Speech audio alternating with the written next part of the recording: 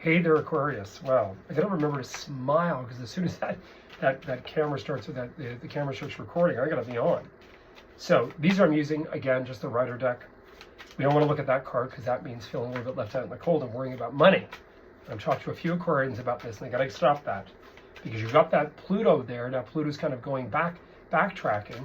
So you guys got quite the gamut with Pluto, especially those January born Aquarians. I mean, I went through that 2006, 2005, 6, 7. It was stressful as hell. And what I want you just to understand is that Pluto, comes in as this. It's like I always look at it as being one of those great big flat rollers they use on the highway when they're putting asphalt down, and it just goes kaboom in order for the phoenix to come out of the ashes. So that's really what this could be, because you're going through this backtrack where Pluto moves back into Cap, and then it's going to go full force into Aquarius, and you're feeling like, what is this? This is like, I've said this before, like you're repeating history from January. Like, what is going on? So we will just see. So we're doing this for the 6th through the 13th. Interesting beginning to your reading. Yeah, I mean, this is actually really quite an interesting beginning to your reading. You've got in here again about this young knight. The Knight of Wands, the Knight of Cups is a very funny character. I've been doing some just sort of casual reading. I've done this for so many years that, you sort of base an opinion on things and you get stuck in opinion. There's other philosophies and interest. The Knight of Cups really was me when I was young, because he unnerves people.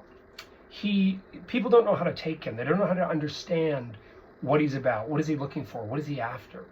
And when the Knight of Cups shows up in the reading, what it means is be very, very cautious, Aquarians, with somebody trying to sell you sort of an idea. Now, you've got in here the Lovers. Now, Lovers doesn't have to be lover or lover.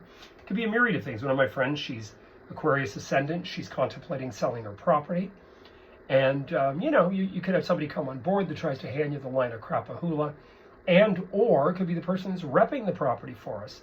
And they have this romanticized idea, and it's not true, it's not real, it's not going to work.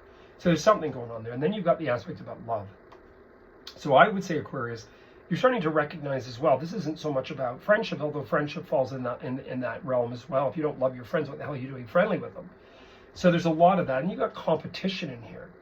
Now, the competition can also be inward fighting with this High Priestess. This also means to pay attention to your dreams at night, to pay attention to your own synchronicities, your own psychic sense, your intuition.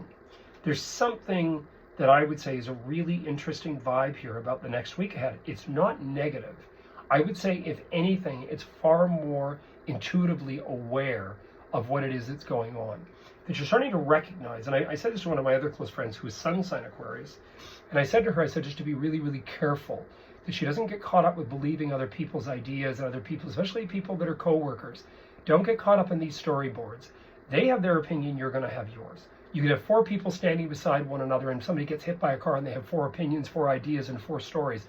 No one's ever going to agree with you fully. They'll say, oh, yeah, but that's not really what they're believing. They're just following suit. Just be strong in your conviction. Understand, too, this could have a lot to do with the fact that the universe is sort of saying, okay, what is your passion? Where are you putting your passion? What are you doing in regards to, your structure in your experience? What are you doing in regards to what is it you want in your experience? Remember, you just had a huge pile of stuff come out of your house sector. So last year, a lot of Aquarians went through stress about home. They had to go through work on their home. They didn't know if they were going to be able to keep things going, keep a roof above their head. Some of them didn't. But now it's kind of in a little bit of a different position. And now with this new moon conjunct Jupiter, it's saying, hey, wait a minute, you didn't have this game. You didn't have Jupiter here last year. You had Jupiter here 2012, 2013, then before that 2001, 22, or I think it was 2000, 2001. So, pay attention to the situations that happened then, and pay attention to the opportunities now.